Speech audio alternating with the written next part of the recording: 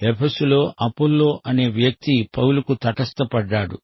అతడు యూదుడు, మోషే ధర్మశాస్త్రం బాగా ఎరిగినవాడు, విద్వాంసుడు. అపొల్లో అనేది గ్రీకు పేరు. అలెగ్జాండ్రియాలో పుట్టాడు. అది ఉత్తరాఫ్రికా. అలెగ్జాండరు నిర్మించిన నగరమది. గ్రీకు సాంస్కృతిక కేంద్రం. అలెగ్జాండ్రియాలో గొప్ప విశ్వవిద్యాలయం ఉండేది. పెద్ద గ్రంథాలయం అక్కడ ఉంది. అక్కడే పాత నిబంధన గ్రంథాలను గ్రీకు భాషలోకి అనువదించటం జరిగింది. అలెగ్జాండ్రియాలో ఒక పెద్ద యూద దేవాలయముంది. సంఘం యెరూషలేము నుండి అంతియోకుకు, అక్కడి నుండి అలెగ్జాండ్రియాకు విస్తరించింది. అతనేషియస్, టెర్టూలియన్, అగస్టిన్ అనే ఈ ముగ్గురు ఆదిమ సంఘంలో ప్రముఖులు. వీరు అలెగ్జాండ్రియాకు చెందినవారే. ఫిలో అనే వేదాంతి అపొల్లోకు సమకాలికుడు. ఇతడు గ్రీకు వేదాంతాన్ని యూదా మతంతో కలిపివేశాడు. ప్లేటో వేదాంతం, యూదా మతం కలగాపులగమైపోయాయి. అపొల్లో ఈ వేదాంతాల చేత ఎంతో ప్రభావితుడైన వ్యక్తి. అపొల్లో గొప్ప వక్త, ఉపన్యాసకుడు.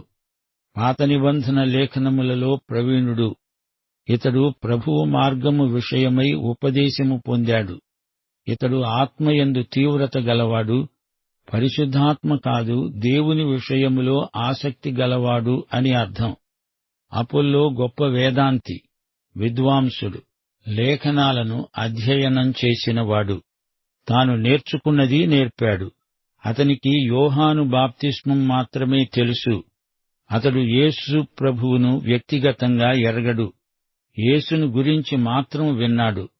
అతనికి లేఖనములతో పరిచయం ఉంది. లేఖనములలోని క్రీస్తు ప్రత్యక్షం అతనికి లేదు.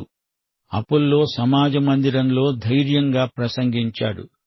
ప్రిస్కిలా, అకులా అపొల్లోను చేర్చుకున్నారు.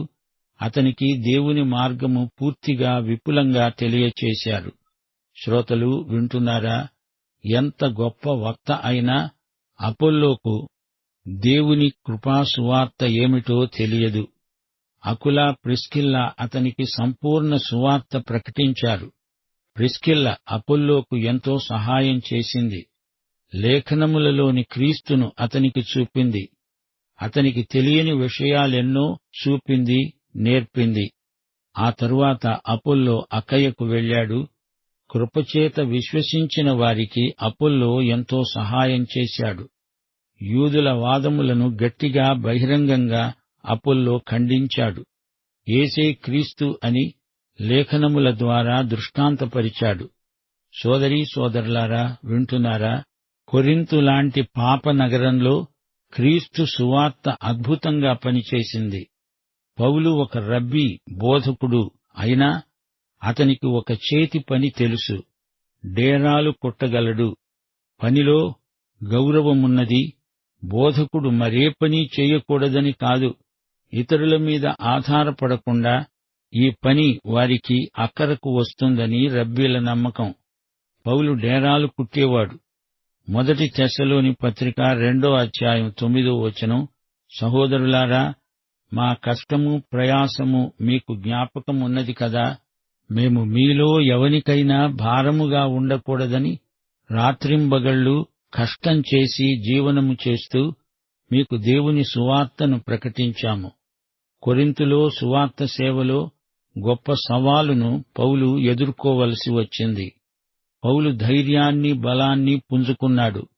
గల్లియోను యూదుల కుట్రను ఎరిగినవాడై వారు తెచ్చిన నేరారోపణను అంగీకరించక త్రోసివేశాడు.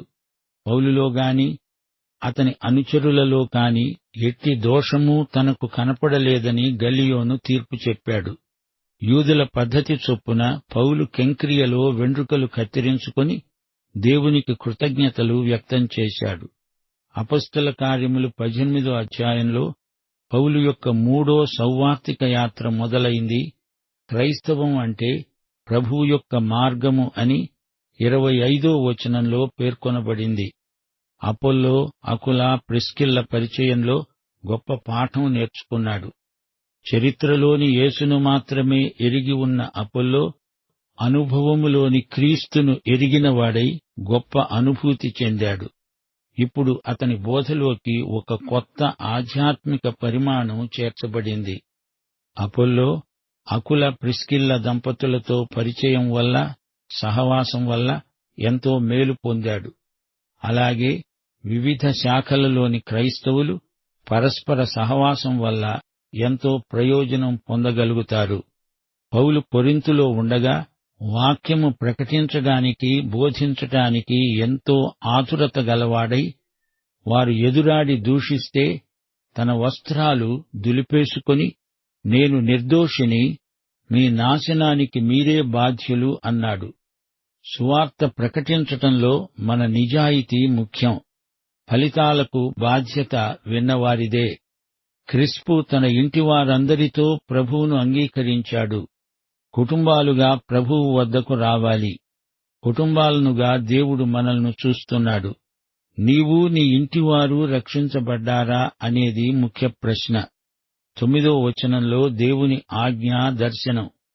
నీవు భయపడక మాట్లాడు, మౌనముగా ఉండవద్దు, నేను నీకు తోడై ఉన్నాను.